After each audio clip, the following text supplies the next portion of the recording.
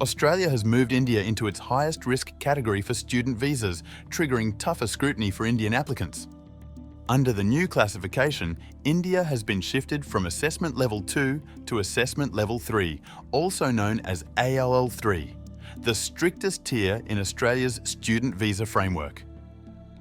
The change came into effect on January 8, 2026 and applies to all new student visa applications from India.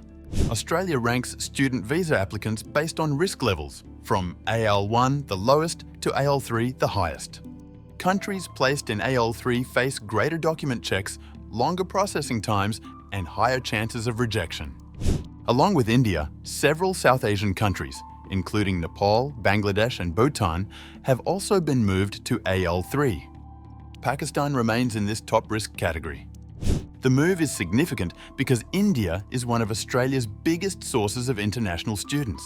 Nearly 1.4 lakh Indian students are currently enrolled in Australian universities, out of around 6.5 lakh international students overall.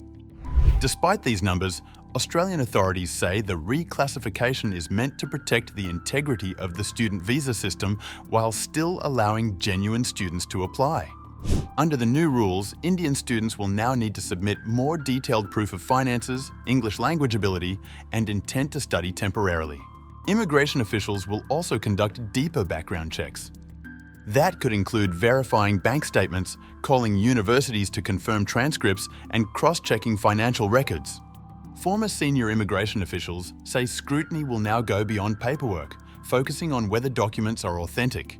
One major concern behind the decision is the growing issue of fake educational certificates. Indian police recently uncovered a massive fake degree racket, allegedly supplying forged documents to over 1 million people seeking jobs or education abroad.